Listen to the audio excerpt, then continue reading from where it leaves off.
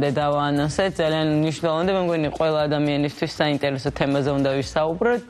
გუგა სიხარულიძე. ყველასათვის საყვარელ გუგა სიხარულიძესთან ერთად და ნუ არ შეიძლება თავიდან არ ვკითხოთ როგორ ხართ კიდევ ერთხელ და ფეხბურთზე რას გვეტყოთ ერთი სიტყვით. მადლობა, აი ამ მოვლენების მიერ და ჩვენი გამარჯვების მიერ ბუნებრივია ყველა ამაღლებულ ბუნებ განწყობაზე ვართ.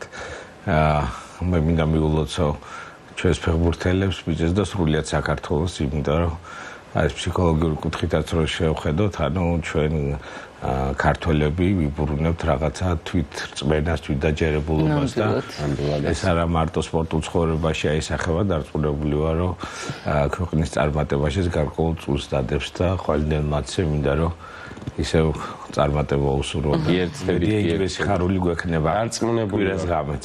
დარწმუნებული ვარ და მე ვიცი რომ თქვენ ესე იგი ფეხბურთი დიდად ფეხბურთს არ უყურებდით და ფეხბურთის მაყურებელი გახდით. მათ შორის თქვენი შვილების დამსახურებითაც. შედარად მასში ჭირეწლოვანია საკისო. ელიოჯახის სრულად ვარ ჩართულები. ძალიან კარგი. აი ხათ ამ ისეთი პერიოდი მოდის, რომ ჩვენ ვართ აი ამ overthinking-ში რა, რომ ხვალ რა იქნება მათ შორის, რომ აი რაღაცა მარტო მაგის გამო არა მე შორ მომავალში ვფიქრობთ რაღაც შორში, მაგრამ ხო, ბევრ რამეზე ვფიქრობთ, ისედაც, ასედაც, პოლიტიკურადაც, სპორტულადაც და საერთოდ ყველანაირად, ხო. ზოგადად დავიწყოთ იმით, ჯერ რა არის საერთოდ ეს ზედმეტი ფიქრი, ეგრეთ წოდებული ხო, გადამეტებული ფიქრი. ხო, აი როგორ უნდა მივხვდეთ, რომ ეგ არის? აი ზედმეტს ხო არ ფიქრობ. როგორ მივხვდეთ? ჭარბად ხო. და მეტანი ხო არ მომდის. ანუ ეს არ არის პირველ რიგში აღნიშნოთ, ეს არ არის რაღაცა დაავადება და ნოზოლოგია, არამედ ეს არის რაღაც გარკვეული ფენომენი ფსიქიკის, რომელიც შესაძლებელია იყოს ესე იგი მცირე დოზით გამოხატული, უბრალოდ გარკვეული მიდრეკილება ქონდეს ადამიანს ამისკენ და არანაირ დისკომფორტს არ გვიქმნის და შეიძლება გარკვეულ პოზიტიურიც კი იყოს, იმიტომ რომ რაღაც საქმის შეიძლება უფრო ღრმად ჩაურმავდეთ და რაღაცა შეოფასოთ, მაგრამ წერილისთვის მაგალითად overthinking-ი კარგია. როდესაც წერს რაღაცა ჩაღრმავება, ჩაკირკიტება, შეიძლება თვითგვემაღან ანალიტიკურ ნაწილში არამედ და ცნობილი რომ მაგალითად ბევრი აღმოჩენა overthinking-ის დროს მოხდა რაღაცა ფიქრობდით, მე ღამე რაღაცა გაძინების წინ ხო, ვიღაცას პროფესიულად ევალებათ overthinking-ი, ხო? მაგრამ გარკვეულ დოზავდე, იმიტომ რომ ზომიერება ყველაფერში კარგია, მაგრამ როცა რაღაცა ჭარბია, ზოგჯერ ძალიან პოზიტიური ფენომენიც კი ნეგატიურად შეიძლება ექცეს და აი ამ შემთხვევაში overthinking განუძულებული ვართ ინგლისური ტერმინით ვიხმაროთ, იმიტომ რომ ზოგჯერ ამ კონოტაცია უფრო გვეხმარება კარგად აღვიქვათ რა არის. ქართულად მისი ზუსტი თარგმანი ასე ვთქვათ არ არსებობს. ერთ სიტყვაში არ გამოიხატება, ალბათ ჭარბი ფიქრი, ზედმეტი ფიქრის სახით შეიძლება ვთარგმნოთ ეს ფენომენი. რაც შეეხება თვითონ ამ ფენომენს, ჩვენ უკვე სამედიცინო ნაწილში რო გადავიდეთ და მე როგორც ფსიქიატრმა მოგახსენოთ, რასთან შეიძლება იყოს ასოცირებული რა პრობლემები შეიძლება შექმნას, რა გზები არსებობს მასთან გამკლავების და ასე შემდეგ, შეგვიძლია ვთქვათ, რომ ძირითად შემთხვევაში ეს ჭარბი ფიქრები არის ნეგატიური შინაარსის. და რას ნიშნავს ეს? ამ ჭარბ ფიქრიანობის დროს, მოდი ასე უწოდოთ, ხშირად ადამიანი რეტროსპექტულად მაგალითად იწყებს წარსულში მომხდარი ფაქტის ანალიზს, გაანალიზებას, რომ აი რაღაცა მოვლენა მოხდა, რაღაცა იყოს მისი ქმედება, რაღაც იფიქრა, რაღაც გააკეთა, გესმით და აი ამის მერე ჩატრიალება ხდება და მრავალჯერ სხვადასხვა ვერსიების წარმოდგენა. რა იქნებოდა თუ? რა იქნებოდა თუ ან შეცდომა ხო არ დაუშვი, ან ესე რო არ ყოფილიყო ხო არ მივიღებდი უკეთეს შედეგს, ან ასე რო გავაკეთე ხო არ დავიმსახურე კრიტიკა, ნეგატიური შეფასება. გესმით და ეს ტრიალები. აქ და ახლა არ არის. სულ წარსულშია გადავარდნილი ესეთი ადამიანები. არა მარტო წარსულში, overthinking-ი შეიძლება ეხებოდეს მომავალს. აჰა, მომავალს. და აი მომავალშიც ხშირად ესე ხდება, რომ თქვათ აი რაღაცას მოყვება ნეგატიური შედეგი. ასე რომ გავაკეთე ხო არ იქნება რაღაც რაღაცა რომელიც თქვა ცუდად აისახება რაღაცა მომავალზე ან ცუდ შედეგებს ხوار მოიტანს შესაძლებელია თვითონ ფიქრის overthinking-ი იყოს, ასე ვთქვათ, ანუ რაღაცა ქმედება კი არა ის რაც გავაკეთე, არამედ აი რაღაცა ესე რომ ვიფიქრე, მაგალითად იყოს ეს რომ ვიფიქრე, შეიძლება არ ფიქრობდეთ რომ ამათ ცუდი რაღაცა მოიტანა, ვთქვათ, ჩვენს გარეთ, არამედ მაგალითად სირცხვილის ან დანაშაულის განცდა იყოს, რატო ვიფიქრე ასე. არა ის რომ რაღაც შედეგი მოიტანა, არამედ საკუთარ თავში ფიქრობდე იმას რომ ეს ფიქრი რატო გავიფიქრე ეს ხო არასწორია სწორია თუ არა და რაღაცა სხვადასხვა კატეგორიით შეიძლება ვიყო კრიტიკული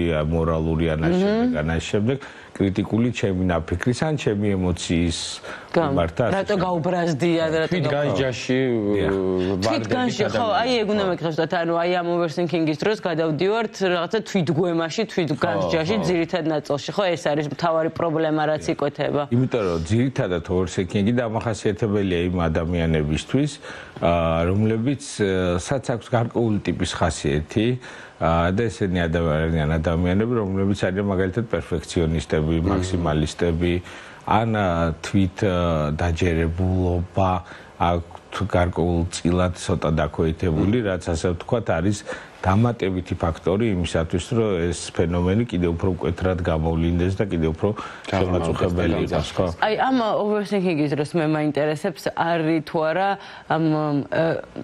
რეალობის აღქმა გარკვეულწილად იკარგება თუ არა, იმიტომ რომ შეიძლება მოვლენებს, რომელზეც ბევრს ფიქრობთ, აი კონკრეტულ მოვლენაზე არასწორად ვაფასებდეთ და ჩვენი წარმოსახვით ვაკეთებდეთ ამას და რეალობას არ შეესაბამებოდეს რაღაც აი ჩაციკლა რაღაცაზე რაც რეალური არ არის. აი ჩაციკლა კარგი სიტყვა მოძებნებ.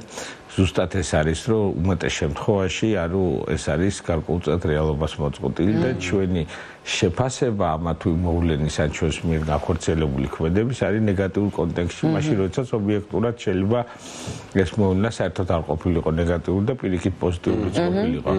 ანუ შეფასებითი ნაწილი და აღქმა ამ მოვლენის და შეფასება შეიძლება იყოს სრულიად განსხვავებული და სრულიად რეალობას მოკლებული. აი აქ არის ზუსტად ეს ხასიათობრივი მაჩვენებლები, აქ ერთობა ეს პერფექციონიზმი, რასაც თქვი, იმიტომ რომ იმდენად ასეთი ადამიანი მიდრეკილია, რომ ყველაფერი იდეალურად აკეთოს, რომ მისი მხრიდან ზოგჯერ იდეალურად და ძალიან კარგად გაკეთებულ რაღაცაშიც კი ეძებს ნეგატივს, რომ იქნებ რაღაც კიდე დააკლო, იქნებ რაღაც შეიძლება უკეთესად გამოსულიყო, უფრო უკეთესი შეფასება დაემსახურებინა, თქვათ, უფრო მეტი აღიარება მიიღო ამ ქმედები და ასე შემდეგ.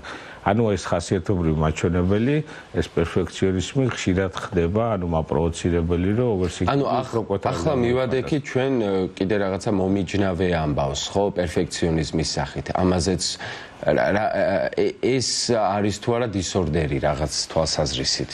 კი, ანუ პერფექციონიზმი იცით როგორ არის, ჭარბად გამოხატული პერფექციონიზმის მაგალითად დამახასიათებელია ეგრეთ წოდებული ობსესიური პიროვნული ადამიანისთვის, რომელიც ასე ვთქვათ, ობსესიური პიროვნული OCPD ეგრეთ წოდებული ეს არის აბრევიატურა, ანუ ხშირად მიდრეკილები არიან, აი დაქვეითებული თვით შეფასებისკენ და ანუ პერფექციონიზმისკენ და მაქსიმალიზმისკენ. ხო, ანუ ეს დაქვეითებული თვით შეფასებაც ამ ნაწილში overthinking-ის ნაწილში მნიშვნელოვანია, იმიტომ რომ ამ შემთხვევაში ხშირად არის ხოლმე ანუ თვითონ დაქვეითებული თვით შეფასება ხშირად მიზეზი ადამიანის პერფექციონიზმის, იმიტომ რომ იმის გამო რომ გვაქვს დაქვეითებული თვით შეფასება, ასევე ასეთი ადამიანებისთვის ძალიან მნიშვნელოვანია სხვისი შეფასება გავაკეთეთ და შეიძლება რაციონალურად ძალიან ჭკვიანმა მოაზროვნე ადამიანმა ზუსტად იცოდეს, ანუ ლოგიკურად რო ფიქრობს, რომ რაღაცა შესანიშნავად გააკეთა, მაგრამ ის ყოველთვის ელის და მოთხოვნება ვალიდაციას. გარეგანი ვალიდაცია. სხვა და უდასტურებს. აი,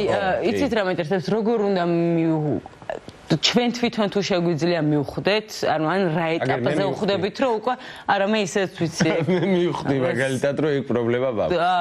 ხო, მეც და მე ბევრი წელია და ამას შეგუებული ვარ, ოღონდ რაღაცნაირად ვისწავლე მაგის კონტროლი რა. ბოლომდე არ გამომდის, მაგრამ მაინც.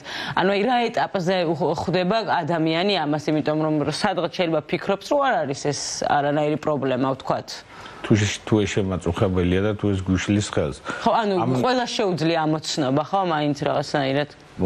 ან შორესაც საუბრობთ რაღაცა ფენომენი ნებისმიერ თუნდაც უხალისობა ხო არის თუ არა პრობლემა ჩვენ უნდა გავსაზღვროთ რამდენად შემაწუხებელია და რამდენად ჩვენ პირობითად ამ შემთხვევაში ფსიქოლოგიურ კეთილდღეობაში გვიშლის ხელს აი და რამდენად ბუნებრივია აქ და ახლა პირობითად ეს უხალისობა ხო არის ხშირად გამართლებულია ეს უხალისობა მაგრამ არის სიტუაციები როდესაც უხალისოდ არ უნდა იყო და ხარ უხალისო ან შეიძლება გამართლებულია გარკვეული დროით მაგრამ გარკვეული დროის მერე გაუმართლებელი ანუ დღეს რომ მქონდა რაღაც სტრესი და დღეს ვინერული და ამის გამო ხარ თქვა მოწყენილი დღეს საღამოს ან ხვალდილით ეს პრობლემათ მოგვარდა შესაბამისად ჩვენი გუნებგანწყობაც უნდა დაუბრუნდეს ნორმას გრძელდება დაქვეთებული გუნებგანწყობა ეს პრობლემაა აი რაც შეეხება თქვათ ჭარბფიქრიანობა არის და როდის არის პრობლემა მაგალითად ამას შეიძლება ხელი შეგვიშალოს ჩვენ გადაწყვეტილების მიღების პროცესში ანუ ძალიან ბევრი ვიფიქროთ ამაზე და დასკვნით ნაწილში ვერ გავიდეთ. ანუ ვერ მივიღოთ რაღაცა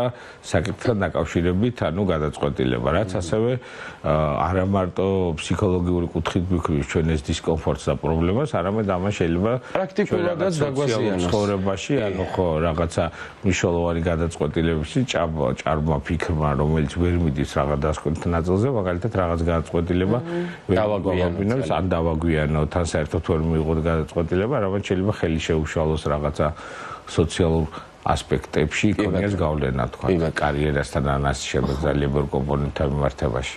აი როგორ შეიძლება რომ თქვათ მოვერიოთ ამას ანუ არსებობს რამე სავარჯიშოები ან რა უნდა გავაკეთოთ? ხო, აი ეს ძალიან საინტერესოა, როგორც წესი ჭარბფიქრიანობა ძირითადად აღმოცენდება მაშინ როდესაც ჩვენ რაღაცით არ ვარ დაკავებული და ყველაზე ისეთი დრო როდესაც რაღაცით არ ვარ დაკავებული უსახმურობის ჟამს კი ბატონო უსახმურობის ჟამი ერχομαι ყველაზე ხშირად და ყოველთვის ეს არის ძილის წინ ამიტომ ჭარბფიქრიანობა overthinking-ი ყველაზე ხშირად აღმოცენდება ანუ ძილის წინ ასეთ შემთხვევაში თუ ჩვენი ჩაძინების პროცესი არის გახანგრძლივებული, ანუ თუ ჩვენ მაგალითად დავწოვით დასაძინებლად, მაგრამ ჩვენ ჩაძინება გვიგრძელდება 9 საათი, 1 საათი ან უფრო მეტი და თუ ამავე დროს ეს ფენომენი გვაქვს, შესაბამისად ეს ფენომენი შეიძლება არსებობდეს 1 საათი ან 2 საათი. ბუნებრივია თუ 5 წუთი გრძელდება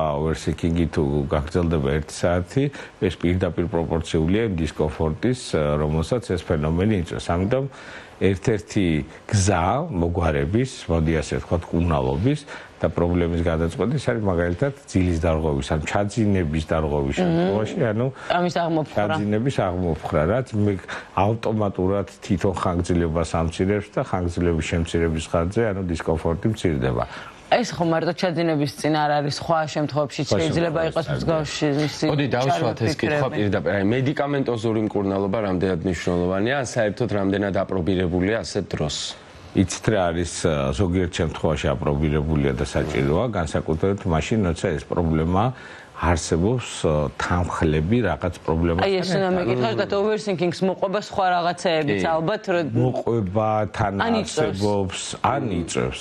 კი, ანუ სამი ვარიაცია არსებობს, შეიძლება ის იყოს რაღაცის შედეგი, ან შეიძლება იყოს რაღაცის მიზეზი, ან უბრალოდ რაღაცა პრობლემასთან ერთად დამოუკიდებელი ფენომენის სახით, ანუ თან არსებობდეს და ხელსაყრელი პირობების შექმნას სხვა რაღაცა. ან ორი ურთიერთკავშირი იყოს და ორი დამოუკიდებელი პრობლემა ერთმანეთი კიდევ უფრო ასე ვთქვათ მეტად წარმოაჩინოს და სიმპტომები უფრო და დისკომფორტი უფრო მეტად გამოვლინდეს ეს ძირითადად ეს არის ფოთი პრობლემები ანუ ნებისმიერი კატეგორიის ეს არის გუნებგანწყობის დარღვევები ანუ ამ შემთხვევაში დეპრესია ეს უფრო გასაგებად რო ვთქვათ ეს არის ობსესიური კომპულსიური აშლილობა რომლის დროსაც შეიძლება ყველაზე შემაწუხებელი და ყველაზე აკვიატება იგივე აკვიატება ანუ თვითონ თუ ასეთი ჭარბი ციკლური ფიქრი არის ძალიან შემაწუხებელი მას უკვე თავისთავად ქვია აკვიატება და თუ ეს ხშირად მეორდება ამას უკვე შეიძლება შევაფასოთ რომ ეს არის ობსესიური კომპულსური აშლილობა ან კლინიკური შემთხვევა დიახ ანუ კლინიკური შემთხვევა არის როდესაც არის იმდენად ჭარბი რომელიც იწვევს ჩვენში სერიოზულ დისკომფორტს კი ბატონო ასაკობრივად რამდენად ის არის აი ვთქვათ სხვადასხვა ასაკი აქვს ვთქვათ ასაკთან შეჭიდული არ არის ანუ ბავშვობაში შეიძლება ბავშვობაში უფრო ნაკლებად ალბათ ხო ნაკლებად იმიტომ რომ ერთია ფენომენი არსებობს და მეორეა თქვა ამის აღქმა როგორია თითო სუბიექტურად ადამიანის მიერ. გარდატეხის ასაკში შეიძლება იყოს განსაკუთრებით ალბათ. და არა, მერეც სხვათა შორის ხო მეც მგონია რომ ალბათ ასაკი არა აქ მაგ ნაწილს და სტრესული აშლილობისთვის არის დამახასიათებელი ძალიან ხშირად, როდესაც აი ტრაუმულ მოვლენასთან, ძლიერ ტრაუმულ მოვლენასთან დაკავშირებით არის, ანუ ეს ჭარბი ფიქრები, ანუ ერთი და იგივე რაღაცა ეს განმეორებადი ციკლური ფიქრები. ძალიან ხშირად არის ეს წარმოჩენილი. რაც შეეხება როდის უნდა ჩავერიოთ, ანუ ნებისმიერ ჯანმრთელობის პრობლემაში ვერევით მაშინ, როდესაც ეს გვიქმნის დისკომფორტს, ხო ისეა? ამიტომ მე რო თვითონ სპეციალისტმა შეიძლება მოგცეს ჩემები, შეიძლება საერთოდ არ იყოს მედიკამენტოზე მკურნალობა ჩასწარებული და გარკვეული ცხოვრების წესის შეცვლით შეიძლება ძილის დარღვევა არ ნიშნავს ყოველთვის რომ ძილის წამალი უნდა მოიღოთ, შეიძლება უბრალოდ ძილის რეჟიმი გავასწოროთ. კი ბატონო. და ამით რაღაც ჩვენი ძილის პატერნი გამოსწორდეს, მაგრამ ეს ვიღაცამ უნდა გვითხრას, ან სადღაც უნდა წავიკითხოთ და მე ბუნებრივია უნდა შევასრულოთ. შეიძლება ამ მარტივი გზითაც შედარებით სუბუქი შემთხვევა, ანუ overthinking-ის იყოს ასე ვთქვათ კუპირებული. თუმცა თუ მძიმე შემთხვევებია თუ ეს ძალიან სერიოზულ დისკომფორტს იწვევს, როგორც წესი ამ შემთხვევაში უფრო კომპლექსური მკურნალობა საჭირო და პროფესიონალის ჩარევა. დიახ, მედიკამენტოზური და ხშირ შემთხვევაში მედიკამენტი და ფსიქოთერაპია. ძილი არის ღერძი ყველაფრის, იმიტომ რომ თქვენ ხშირად ახსენებთ ხოლმე ამას, რომ ძილის რეჟიმის მოწესრიგების გარეშე ძალიან რთულია რაღაცა ეს ფსიქოლოგიური პრობლემები, ფსიქიკური პრობლემები, რომლებიც ადამიანებს აქვთ გასტაბილურდეს, ხო, ერთგვარად. არა მარტო ფსიქიკური პრობლემების, ანუ დღევანდელი მედიცინა ძილს და ძილის ცირკადულობას სულ უფრო და უფრო მეტროს ანიჭებს და არა მარტო ფსიქიკური, არამედ ფიზიკური ეგრეთ წოდებული დაავადებების დროსაც ალბათ ძილის ფაქტორის მოწესრიგება ერთ-ერთი მნიშვნელოვანი კომპონენტი არის და იქნება და სულ უფრო და მე მაგ კიდე ერთი კითხვა, აი რა შეიძლება გამოიწვიოს, რას გულისხმობ, იცით აი რაში შეიძლება შეგვიშალოს ხელი ამან, აი როცა გადაჭარბებული ფიქრია უკვე, ანუ როცა აშკარად ხვდებით რომ პრობლემა არის ეს, არა მხოლოდ ძილის წინ, შეიძლება დღის განმავლობაში, აი გარკვეულად 5 წუთით თუ გაქვს თავისუფალი, ან რაღაც არ მუშაობ და ისვენებ იმ დღეს და ანუ სულ ჩაციკლული ხარ და აკვიატებული გაქვს ეს ფიქრები და უკვე გადაჭარბებული ფიქრია რა თქმა უნდა, აი რას აქვეითებს რა შეიძლება შეგვიშალოს ფოტოს. იმიტომ რომ როდესაც ჩვენ ნეგატიური კონტექსტში ვფიქრობთ რაღაცაზე ჭარბად, ხო? ეს ავტომატურად გამოიწვევს ფოტოს. თუ ეს დიდი ხნის განმავლობაში ხანგრძლივდება და მკვეთრად არის გამოხატული, არ არის გამორიცხული რაღაც ეტაპზე, არა მარტო ესეთი შფოთვითი გამოვლინებები ქონდეს, არამედ შეიძლება უფრო გამოიფრტოს შუა ნერვული სისტემა და დეპრესიამდეც კი მოიწვია. კი ბატონო, აი ეს მინდოდა მეკითხა რა, იმიტომ რომ ამ განგრძობადობამ შეიძლება შექმნას საბოლოო ჯამში აპათია, შეიძლება შექმნას დეპრესიული ფონი, რომელმაც რაღაცნაირად გააგვირთულოს ცხოვრება, ხო? ასევე კონცენტრაციის უნარი, როდესაც აი მანქანას მართავ მაგალითად და უცებ გადავარდე აი ამ გადაჭარბებულ და გადამეტებულ ფიქრებში, ხო და აზრებში და წაგიღო და შეიძლება კონცენტრაციაში შეგიშალოს ხელი. ბევრ არღოს ძალიან არღოს, იმიტომ რომ რაღაცაზე გადართვას ვერ ვახერხებ, იმიტომ რომ სამსახურში მუშაობის დროს დომინანტი ხდება ეს ფენომენი, რომელსაც შეუძლია ჩვენი ნებელობითი ნებისმიერ ფიქრი ისევ გადმორთოს ამ მიმართულებით. რაც ბუნებრივია კონცენტრაციაში არა მარტო თქვა საჭესთან ყოფნის დროს, არამედ სამსახურშიც მათ შორის სწავლის პროცესში, რაღაცის დაკითხვის პროცესში, ანუ შეიძლება ჩვენი მარგი ქმედების კოეფიციენტი მკვეთრად დაწიოს. ან როგორც წეგანო ახსენეთ, გადაწყვეტილების პროცესში მნიშვნელოვანია, იმიტომ რომ უაზროდ გაიწელოს ეს გადაწყვეტილება და ბოლოს შეიძლება დაგვიანებული იყოს. ან ვერ მივიღოთ გადაწყვეტილება, იმიტომ რომ ამის კონტექსტი იყოს ნეგატიური, რამაც შესაბამისად გაბედული ნაბიჯი ვერ გადაგვედგენოს და ასე შემდეგ. ძალიან ბევრი ასახვა აქ ამ. ხო და ალბათ განვითარებაც, იმიტომ რომ აი მე მაგალითად მქონდა ესე რომ ნუ ეს გადაჭარბებული ფიქრები, ხო, მაგრამ აი გადაწყვეტილების მიღების ნაწილში მაგალითად ეს ფიქრები, ანუ გადაჭარბებული ფიქრი არ მქონდა ხოლმე, მაგრამ რაღაცა ეტაპის გასulis შემდეგ და რაღაცა პერიოდის გასulis შემდეგ უკვე მივხვდი რომ გადაწყვეტილების მიღების ნაწილშიც ეგ ფიქრები, ანუ გადაჭარბებულ overthinking-ში ვიყავი ხოლმე რა. თავიდან ამ ნაწილში რომ აი გადაწყვეტილების მიღების ნაწილში არ მაწუხებდა, მაგრამ რაღაცა დრო რო გავიდა და პერიოდი უკვე ყველა მიმართულება მოიცვა. და შესაბამისად ხო უფრო რთული არის მე. ინტენსივობაზეა დამოკიდებული, ანუ ყველაფერი არის ინტენსივობაზე დამოკიდებული, თავით რო გტკივა, ანუ რამდენად ცუდად, რაც მეტად გტკივა, თავით უფრო ცუდად გწნობს თავს, ხო ისე.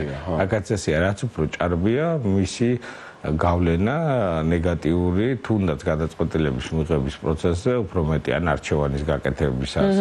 ანუ ჭარბი ფიქრი და შეიძლება უბრალოდ დრო მოიმატოს, თქვა 1 წუთის მაგივრად გადაწყვეტილების მიღებას მოანდომო თქვა 1 საათი ან საერთოდ ვერ მივიდეთ ამ გადაწყვეტილებამდე და საკითხი ღიად დავტოვოთ. ხო, მოკლედ ძალიან მნიშვნელოვანია ეს ამბავი და მე მაინც ვფიქრობ, რომ ყველა ადამიანს შეუძლია გააცნობიეროს არის თუ არა, თქვა ამით შეპყრობილი ეს გაცნობიერების შემდეგ დგება ასევე ძალიან მნიშვნელოვანი ეტაპი, როდესაც ადამიანმა უნდა გადაწყვიტოს თვითონ შეძლებს თუ არა პრობლემას მოერიოს თუ ჯობია თქვა პროფესიონალურად ჩართოს. მე ყოველთვის ესე დროს მირჩევნია ხოლმე პროფესიონალს მივმართო და სპეციალიზებული ადამიანი დამეხმაროს და გამიწევს კონსულტაცია. ხო, ეს არის სწავლის ამბავი არის რა, რამდენად ხა თავიდან მაგალითად არ ვახარ, მე თვითონ მოვერავი და მე მივხვდი რომ არ არის აუცილებელი რომ მაინდა-მაინც ისე იტანჯო თავი და შევიტან მოერია მიმართო ადამიანს. რომლებიც რაღაცა ამ ტკივილებს გიმსუბუქებენ თქვა და საერთოდაც კი არ გიმსუბუქებენ, გიხსნიან თავიდან ბოლომდე და ხო ძალიან მნიშვნელოვან თემაზე ვილაპარაკეთ, ბატონ გუგა, ძალიან დიდი მადლობა რჩევებისთვის და ბევრი ადამიანი გვისმენდა, ახლა დარწმუნებული ვარ და ნუ სამწუხაროდ ბევრს აწუხებ ჩემ გარშემო ყოველთვის ეს პრობლემა და თქვენ უკვე იცით როგორ და რანაირად უნდა იმოქმედოთ ამ შემთხვევაში. მადლობა ბატონო. გვიხარია რომ დაგვიბრუნდით და რა თქმა უნდა შემდეგ კვირაშიც გელოდებით აქ გუგა სიხარულიძე იყო ჩვენთან ერთად, ჩვენ რამდენიმე წუთით გავალთ რეკლამაზე, სულ რამდენიმე წუთით და მალე დავბრუნდებით სანდრო ცნობილაძესთან ერთად, რომელიც თქვენ ყველას ძალიან გიყვართ და ძალიან მნიშვნელოვანი თემით დავბრუნდებით. მე მგონი არც არის ხო და აი რა